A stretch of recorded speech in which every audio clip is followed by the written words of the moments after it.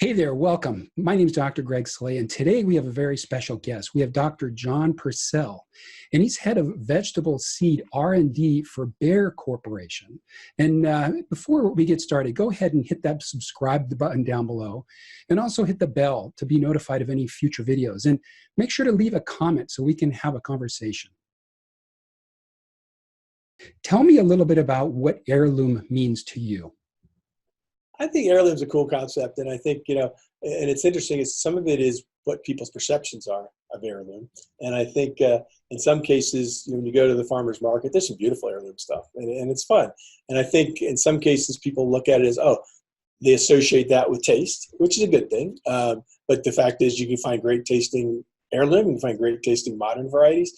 But I also think it harkens to, in some ways, heirloom represents kind of a romantic play too, which is, this is the way I remember tomatoes being, or this is the way I got them at my mother's garden, my grandma's garden, which is fun, And I think so. I think about heirloom and those kinds of things. It's a cool thing because it allows people to kind of have the kind of sensory experience they want, because there's some really nice heirlooms out there.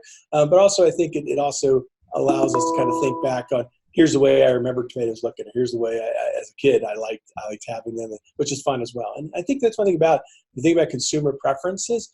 There's many, many things beyond beyond just the taste or the actual data around what it is. There's a lot of factors that play into what people want to eat, and heirloom, I think, is one example of that. Well, what is heirloom, and how do you know if you're eating an heirloom product other than it looks, I don't know. It looks funny? It's funny because we struggle with this sometimes. I don't know the formal definition of it. I always think of it as sort of the varieties that people, that people are used to seeing from many, many years ago. So before there was a lot of, before production got into such large numbers, it was kind of the stuff romantic of how people used to grow things. I don't know if there is a formal definition, because it's hard to say, because these genetics have been around for a long, long time. And in fact, many of the same genetics that are heirloom are in the more modern varieties as well. So I'm not sure what the formal definition would be scientifically to define it. But I think we all kind of have a sense of what heirloom is, but I don't know what the actual formal definition is. They taste good in many cases, and they look cool. So yeah, I'm in the same boat. It's like, wow, those are pretty cool. Those are the ones that I remember when I was a kid, at least growing. Yeah. It's not like and I don't know if this is your brand or not, but the Better Boys or this or that, and they just look different. The other ones are beautiful too. They just look different. And do they taste a little bit different? Maybe. But I truly don't know what heirloom means other than old stock seed. And how do you know? Yeah, exactly. And like I say, from a genetic standpoint, that same genetics is in a lot of varieties, actually, that they were bred from original heirlooms. So, yeah. And, so many people that go to grocery stores, and I think they probably take it for granted, at least in our country, how absolutely stunning the produce that we have available in our stores. To me, I'm looking at it's like, I can't believe it, and all the different varieties and wonderful types, and it's pretty spectacular. So obviously, they don't really understand how much these things have been hybridized to get to this place. And is that something you can talk about? Yeah, and I think that's what's, we talked a little bit earlier, and that's been the big change. It used to be you only got certain things certain times a year, and also the varieties or the diversity of what was available was much, much less than it is now. And I think that's really cool, because consumers try things and they want to have it, and then it yields, okay, let's try this. I just look now how many different snacking tomatoes are. You didn't see, even 10 years ago, you never saw that. You saw a lot of the larger side, the beefs and all those. But now all the different snacking ones in different colors, right? I mean, there's yellow, there's orange, there's red, and that's what's fun. It's the diversity of what people are able to experience, and the characteristics that they have in those products is continually expanding, trying to meet what markets are demanding. And the same goes with peppers. And I know you guys do a certain type of snacking pepper, right? Yeah, Just Sweet. It's a really nice snacking pepper. And it's an interesting thing to this too, Greg. People think about it as a convenience play. I think another thing we're recognizing is people don't want to waste either. So it used to be you might buy a big bell pepper, you might take some slice and you kind of forget about it, put it in the fridge. Oh my gosh, I forgot. Whereas now with the mini peppers or with the snacking tomatoes, everything you're buying is basically being consumed. And the same with baby carrots. That's an amazing story. There's much less waste now than there was when they were producing whole carrots, because the whole carrots either met spec or it didn't. What did you do with the rest of them? Whereas now, when they produce baby carrots, they produce the baby carrots, but then the shavings go in the salad bag. The rest goes into healthy drinks and all these things. So, the waste is actually much, much less producing a baby carrot than a real carrot. But I think there's a convenience play, in other words, snacking and all that, but also people don't want to waste. And so having products that you can consume virtually all of it, of what you buy, that's a big advantage for consumers as well. Yeah, it's pretty amazing because you really never think about that, from the carrot standpoint. You just think, yeah, the little ones, my goodness, I guess they grind them up and do what they do, and there's got to be a bunch of waste. But the articles I read said no as well. So very interesting. It is pretty cool. It's counterintuitive in some ways. And it's funny because people always laugh in our industry when you see like those little ready packs, just a little bit of broccoli and a little bit of cauliflower. And in some cases, it's more expensive than if you bought a head of each. But there's a dynamic at play there. One, it's convenient. But secondly, people say, well, that's all I'm going to eat. So I don't want to buy a head of each knowing I'm not going to eat it all. I'd much rather buy what I actually want, consume it, and then you don't have to worry about wasting anything. So there's another variable that's at play there beyond the convenience, which is good. People are thinking about food waste, which is an important thing to think about. I think about food waste way more than I ever thought I would think about it, or just waste in general. It's something to be considered when you start thinking about, sustainability in the future and et cetera. Well, so, I agree. hey, have you ever tasted those grapes called cotton candy grapes? Aren't they wild? Yeah, I have actually. And that's a cool thing. And again, that's just really cool genetics. People figured out this is going to give you a sensation like cotton candy. And they actually do. They actually taste like cotton candy, which is amazing. So. Yeah, and I've seen more grape varieties this year than I think I've seen in the past. One of them, they were really long-looking grapes and phenomenal tasting. And it's like, wow, these are fantastic. Yeah, it's the same driver for every, as we learn more about the biology, we learn more about the diversity that's out there in nature, we can incorporate it into your product lines. And we're not into grapes, but I know some folks who are, and they're really excited too, because there's just a lot of really cool genetics you can take advantage of. Wow. Well, so where's Bayer going tomorrow? Tomorrow, I think what we're going to try to do is we're trying to evolve from not just talking about individual products, but really talking about here's the solution package that we're going to offer. And I think from that, and what I mean by that is really thinking through everything that we need, all the way from the farm, all the way out to the consumer. And it's also making sure we have the kinds of partnerships that we need, because we're not the only people that have incredible technologies. As I was mentioning earlier, this event we had this week, we had a number of different external providers there. But it's fun to be there with the folks when you're looking at really cool robotics that allows you to maybe to pick your crop a little later so it tastes better. And then how do we have genetics that allow that for that harvester to actually work with the robotics, et cetera. So I think for us, it's going to be thinking through the bigger picture things. What are people looking for out of their food supply? How do we provide those solutions? And then the other piece is, what are the partnerships? What are the collaborations? How do we really function as an ecosystem to bring it all together to meet the needs at the farm as well as all the way out to the plate? Interesting. And in your opinion, are farmers being taken care of?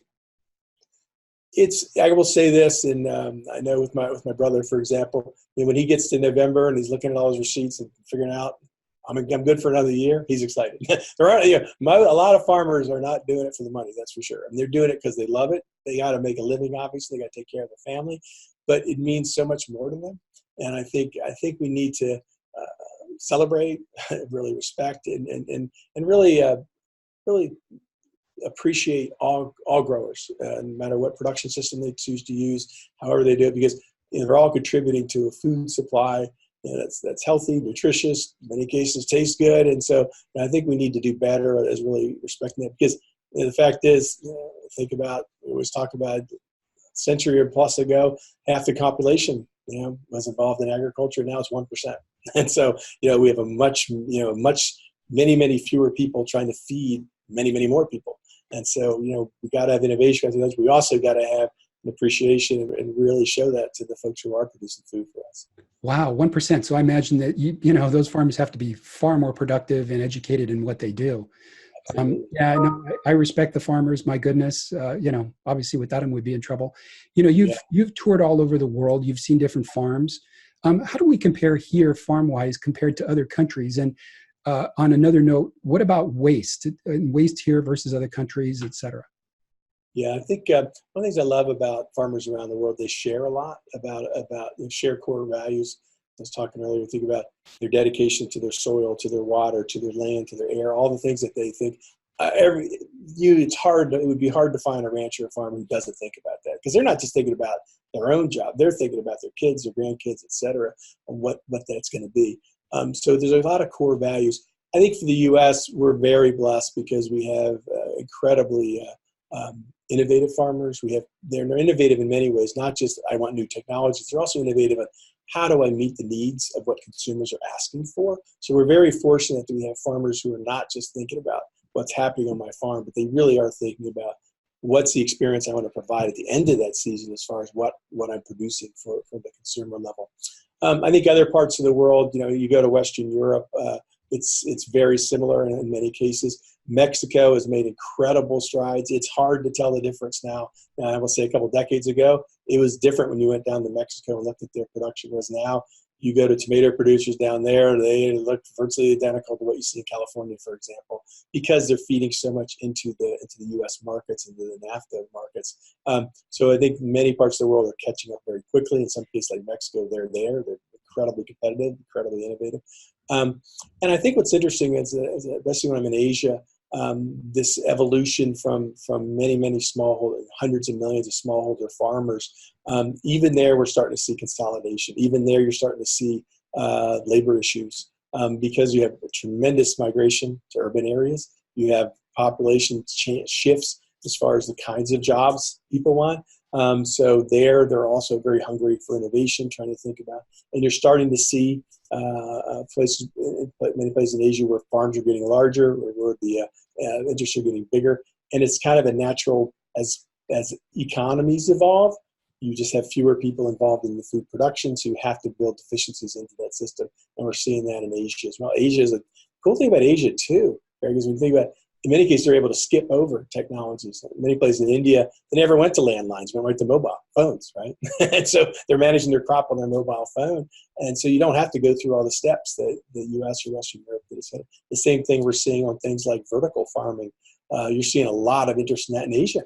And they're building big vertical farming operations because they're recognizing they've got huge urban areas, and they need to figure out really modern production systems in order to feed those urban areas. So they're kind of accelerating extremely rapidly at the same pace that Europe and the U.S. is. So, it's a cool time. I always joke with people, I've been in this 30 years. I just turned 60. I said, I'd love to be still in this 30 years from now. I'll be 90 years old at that point. But it's just so cool to see this confluence of technology flowing in and just seeing how quickly things are advancing. And, the changes I've seen in the last 30, I can only imagine what it's going to be in the next 30. Wow. And you mentioned vertical farming. So I imagine it's a whole different set of seed and other, support systems for those as well. No, exactly. It's a really cool thing. And you think about what trends that's really taking advantage of is, consumers want local. They want hyper local. In this case, it could be right down the street, right? They want fresh. You can get it to them very quickly because you're producing it where they're living. So it's a very small industry right now. But just like every other farmer, they need seed. And so for us, it's like, yeah, we'd love to talk. We're doing trialing with different companies and all to say, how can our seed work? But also, it's going to also require, I think, dedicated breeding efforts. Just like now, we breed for open field, we breed for a greenhouse, we breed for high-tech glass house. We're going to have to start breeding, and other companies will too, for vertical farming, because it's going to be different characteristics, different kinds of growth patterns. And so you're going to want that germplasm to be derived and really developed for those specific production techniques, like a vertical farm where every environmental condition is controlled. So one more question, because I could talk to you forever here, but then great, I'm having fun too. it would be cool talking about science at some point in time in another conversation. But so do you guys pay farmers to grow seeds? How does that whole thing work? So farmer relationships, obviously, they're buying seed from us. And so what we do is we're not selling the produce, we're selling the seed. So we sell the seed to the growers. Or in some cases, we sell the seed to dealers or distributors who then sell it to the growers. But we are a seed supplier. Now we partner with farmers because we want them to, especially in late stages of development, we're developing a product. We can only do so much on our farms. For the last few years of testing, we want growers to grow it. So with that, on that seed, we're actually providing that to them. Only condition we ask is, can we get some data back on how does it perform? Because what we have to do, we always hit a point in our development cycle. It looks great on our farms, we're looking for, but it has to be ground truth in real production systems. So it has to be out there that the farmers produce it. Does it work or not? What are the management techniques they're going to use to do that? Because we're going to want that information before we start selling it to a lot more farmers. So our relationship with growers is we sell seed to them. We also partner with them on new technologies so that they can be testing it for the last few years before it's commercialized, and actually ground truthing on, is this really going to be valuable for the markets or not. So do you guys grow your own produce that produces the seed? How does that work? Yeah, so we actually will. So we do the seed production. So we're not growing the produce to eat it. We're growing it to produce the seed.